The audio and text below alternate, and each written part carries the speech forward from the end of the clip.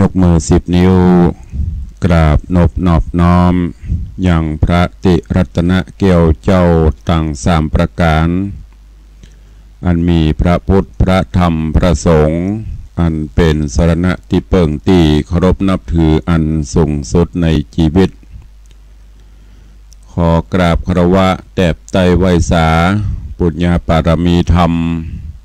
พระมหาเถรานุเถระภิกขุสังฆสามเณรเจ้าจุตนจุองค์โดยความเคารพ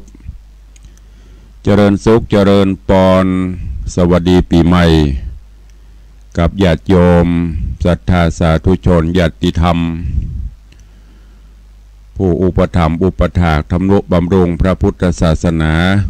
ทุกท่านวันนี้ก็ยังอยู่ในช่วงของการเฉลิมฉลองสวัสดีปีใหม่กันอยู่วันนี้อาตมาภาพพระครูวิสิตศิลาภรณ์เจ้าคณะตำบลป่าแดดเจ้าอาวาสวัดวังสิงห์คำตำบลป่าแดดอำเภอเมืองจังหวัดเชียงใหม่ก็ได้มาพบมาปะกับญาติโยมศรัทธานาบุญเฮาซึ่งในวันนี้ก็จะเป็นรายการพิเศษกูเตือนนั่นเขาจะได้ฟังรายการมรดกธรรมกับเมืองในเรื่องของสุวรรณแปะคำวันนี้ก็ขอเบรกไว้เหี่ยสักวันเพื่อที่จะได้นำรายการคณะสงฆ์ตำบลป่าแดดหรือว่าคณะสงฆ์อำเภอเมืองเชียงใหม่พบปะกับญาติโยมศรัทธาเพื่อที่จะได้นำข่าวสารต่างๆ โดยเฉพาะทางในตำบลป่าแดดได้มาเล่ามาสู่มามาเอ่ยคือกับญาติโยมศรัทธาตามโครงการเผยแผ่กิจกรรมกิจการของคณะสงฆ์อำเภอเมืองเชียงใหม่ซึ่งเปิ่นได้คือคณะสงฆ์แต่ละตำบลในเขตอำเภอเมืองเชียงใหม่ได้นำข่าวสารภายในตำบลได้มามาเอ่ยมาแจ้งคือกับญาติโยมศรัทธาได้รับทราบรับรู้เพราะฉะนั้นคิววันนี้เป็นคิวของคณะสงฆ์ตำบลป่าแดดที่จะได้นำข่าวสารกิจกรรมต่างๆภายในตำบลมามาเอ่ยคือกับพอออกไม่ออกศรัทธานำเสนอได้ฮู้ได้ทราบว่าคณะสงฆ์บ่ได้อยู่กันแบบสบายอย่างญาติโยมเพิ่นว่านะบางพ่องสบายอย่างตุเจ้าพระเนรบ่เดียวต้องทำงานเพื่อพระพุทธศาสนาเพื่อทดแทนข้าวแดงแก่งฮ้อนญาติโยมศรัทธานาบุญทั้งหลายทุกวัดทุกวาทั่วราชอาณาจักรก็สนองงานพระพุทธศาสนาเผยแผ่นำธรรมคำสอนสู่ญาติโยมศรัทธาตลอดจนเป็นตีเปิ้งหรือว่าผู้นำต่างจิตวิญญาณต่างจิตต่างใจคือกับญาติโยมศรัทธาเพราะฉะนั้นวันนี้อาตมาภาพหรือตุลุงในวังก็ได้มาพบมาปะกับญาติโยมศรัทธาเพื่อที่จะได้นำเอาข่าวสารกิจกรรมกิจการของต่างคณะสงฆ์ได้มามาเอ่ยมาแจ้งคือกับญาติโยมศรัทธาก่อนอื่นนั่นก็ขอเจริญสุขเจริญปอนสวัสดีปีใหม่กับญาติโยมศรัทธาพุทธศาสนิกชนเฮาก่อนเนาะปีเก่า2560ก็กำลังผ่านต้นไปได้ 2-3 วันเข้ามานี่ก็ประมาณ 40-50 ชั่วโมงก็ยังอยู่ในช่วงที่บางท่านยังไม่ได้ทำงานกันเตื้อความจริงเปิดทำการทำงานกันตั้งแต่วันที่2แต่ก็อาจจะยาวไปถึงปุ่นวันจันทร์จะเริ่มกันจริงๆจังๆส่วนท่านที่ลาการลางานปิกบ้านปิกจองก็จะต้องเตรียมพร้อม ที่จะไปทำการทำงานกันญาติโยมทั้งหลายปีเก่าปีใหม่เข้ามานี้ความจริงแล้ววันเดือนปีนั้นก็เป็นเรื่องของการเวลาซึ่งก็ล่วงเลยไปตามธรรมดาของมันก็คือมีมืดมีแจ้งมีเมื่อวันมีเมื่อคืนขับไล่หมุนเวียนกันไปบ่หยุดบ่ยั้งวันคืนเดือนปีบ่มีชื่อบ่มียี่ห้อบ่มีตราบ่มีวันสุภาพบ่มีวันเกเรมนุษย์คนเฮาต่างหากที่อุปโลกกันขึ้นว่าเป็นวันอุบัติเป็นวันโลกาวินาศแล้วก็ยุ่งกันไปเปิ้นจึงบอกว่าถ้าเป็นคนมันก็ต้องยุ่งถ้าบ่ยุ่งก็บ่ใช่คนเนาะอันนี้ฮู้กันอยู่ละบอกว่าจะอุปโลกฮื้อเป็นอะไรอย่างก็ตามก็ยังคงเป็นวันเดือนปีเท่าเดิมวันคืนเดือนอันนี้ผ่านไปบ่เคยมีว่าจะฮักคนไทยจะเกลียดฝรั่งหรือจะจ้างแขกบอกว่าเขาจะส่งหรือบ่ส่งจะฮับหรือบ่ฮับวันเดือนปีเปิ้นก็คงหมุนเวียนเปลี่ยนไปตามปกติปีแล้วเป็นอย่างอี้ปีนี้ก็เป็นอย่างเอี้ยปีหน้าก็จะเป็นอย่างเอี้ยและแถมกี่ปีต่อไปก็เป็นอย่างเนี้ยนั่นก็คือ60 วินาทีเป็น1 นาที60 นาทีเป็น1 ชั่วโมงหมุนเวียนกันไปเมื่อเจ้าก็แสงเงินแสงทองแสงตะวันแสงพระอาทิตย์ขึ้นมาค่ำก็ตกลงหมุนเวียนกันไปวันเดือนปีมาได้อะไรใหญ่ดีอย่างกับเฮาไม่ใช่ว่าโอ้ปีเก่าอย่างปี61หันว่าหมู่เฮาจะจัดส่งใต้ปีเก่ากันอย่างเข้มแข็งเปิ้นจะอะไรอาวรถึงกับจะก้อยๆเตียวก้อยๆขายณเวลามันจะยืดยาดไปอึดอัดอิดอดแอดก็ไม่ใช่ หรือพยายามจะทวงเวลาให้จ้ากว่าปกติก็ไม่ใช่ก็ไปตามการของเปิ้นหรือปีใหม่ได้ข่าวว่าโอ้เจ้าโลกกำลังเตรียมตัวเตรียมสตุ้งสตางที่จะต้อนรับปีใหม่กันอย่างใหญ่โตมโหฬารจะได้ฟังมาเพื่อถึงก่อนเวลาก็ไม่ใช่เกยมาด้วยกัน365 วันกับปิก365เกยมาด้วยกัน365 วันกับ365 คืนสลับซับเปลี่ยนเข้าคิวกันมาเรียบร้อยวันไผ่วันมันคืนไผ่คืนมันไม่ใช่ว่าโอ้ จะเฮโลสารเพสารพาวฝั่งแย่งหน้าขึ้นตากันเกี่ยงกันขึ้นหน้าตามหลังก็ไม่ใช่เพราะฉะนั้นก็ไม่ต้องไปมัวอะไรอวรกับปีเก่านักลำไปจะไปหลงไหลไปปลื้มกับปีใหม่นักลำไป แต่ว่าคือเป็นห่วงตัวเฮาคือนักที่สุดแล้วก็การเวลามันก็คล้อยผ่านไปจากกุคนไปไผจะไปฟ้องห้องจะไปอุทธรณ์จะไปฎีกาหรือจะไปเดินขบวนเรียกร้องให้เปลี่ยนเป็นอย่างอื่นก็บ่สำเร็จการเวลานั้นเป็นของกลางเป็นสมบัติที่มีอยู่ในโลกอย่างหนึ่งท่านบ่มีไผที่จะไปกักตุนเอาไว้ไม่ใช่ว่าโอ้จะกักตุนเวลาเอาไปซื้อไปขายสิ่งที่ปีเก่านำมาแจกให้แก่ผู้คนก็คือความแก่ความเฒ่าชราแก่ชราไปแล้วปีใหม่ก็จะนำเอาสิ่งเดียวกันเนี้ยก็คือความแก่มาแจกจ่ายให้เฮาแหมของที่ว่านี้ไผมีไว้นักก็แย่เหมือนกันนั่นก็คือกักตุนความแก่ถ้าจะอ่านญาติโยมทั้งหลายวันเดือนปีมีเท่าใดมี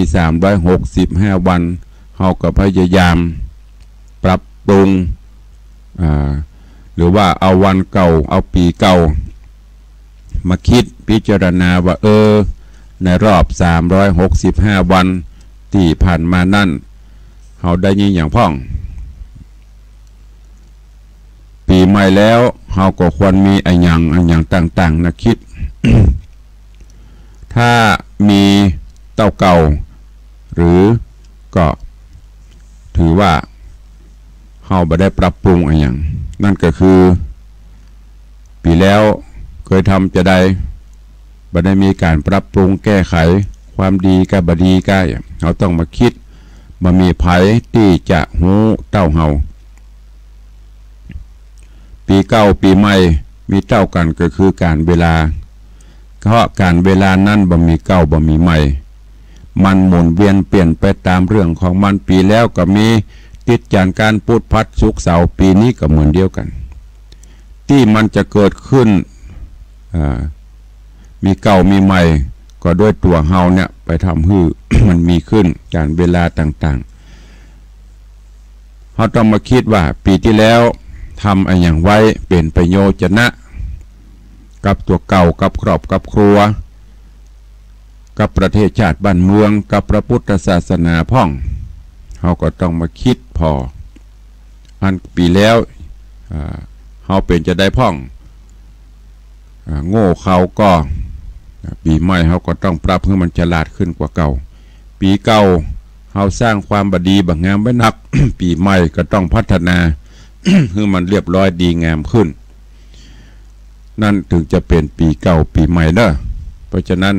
ในปี62นี้ก็ขอให้ญาติโยมทั้งหลายได้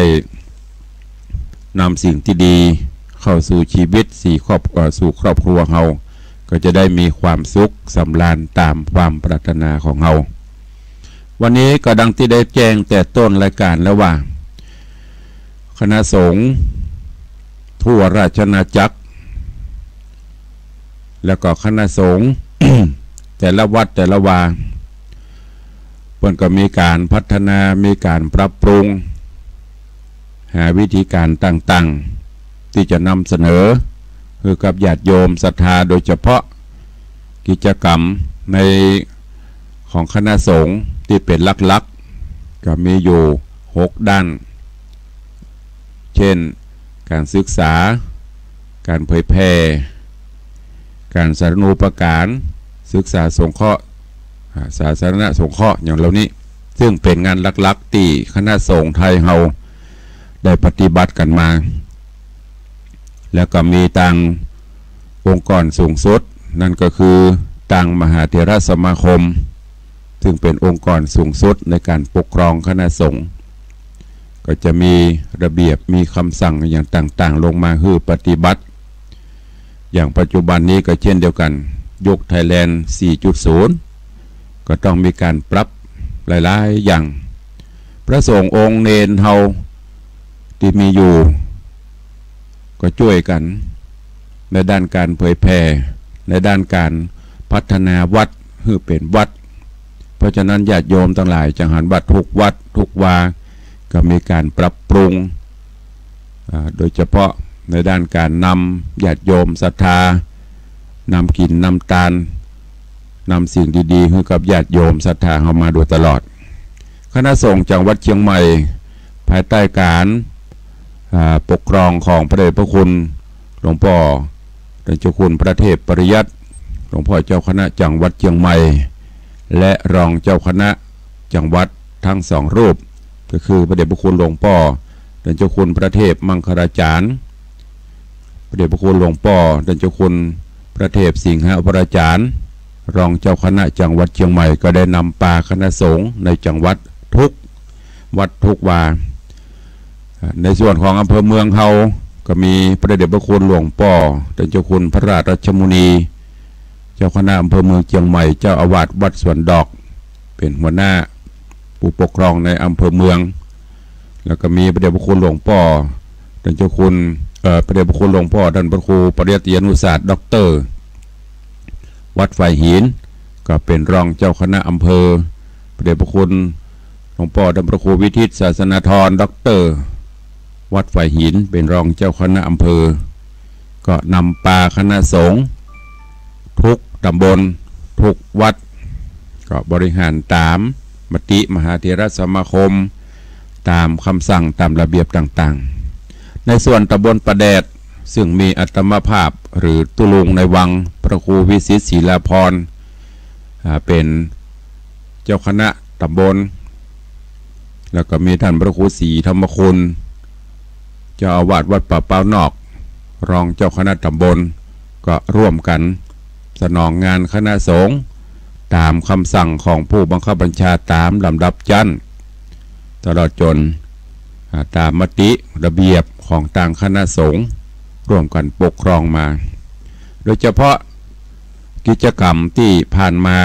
สดร้อนนั่นก็คือกิจกรรมสวดมนต์ข้ามปีเสริมบารมีหรือว่าส่งท้ายปีเก่าวิถีไทยต้อนรับปีใหม่วิถีพุทธซึ่งอันนี้ทุกวัดก็ทำกันอยู่แต่ว่าในส่วนของตำบลประแดดเท่านี้ก็มีการบอกบุญบอกข่าวเชิญชวนศรัทธาทุกวัดได้เข้าร่วมสวดมนต์ข้ามปีเสริมบารมีให้กับญาติโยมเป็นบุญเป็นกุศลปีเก่าโป้นไปปีใหม่เขาก็ต้องเอาสิ่งที่ดีๆอย่างที่บอกไปตะกี้ไม่ใช่ว่าปีเก่า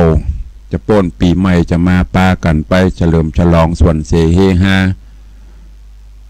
กินเหล้าเมายาเป็นอุบัติเหตุมีกระข่าวยังจีปีนี้เชียงใหม่ก็ยังครองแชมป์อยู่อันดับหนึ่งอยู่ต่างคณะสงฆ์เขาก็ได้เล็งหันความสำคัญอันนี้จึงเชิญชวนญาติโยมซึ่งก็ได้รับการตอบรับจากญาติโยมศรัทธาเป็นอย่างดีตั้งแต่วัดป่าเป้านอกวัดป่าแดดวัดเกาะกลางวัดดอนใจวัดตาไมอิ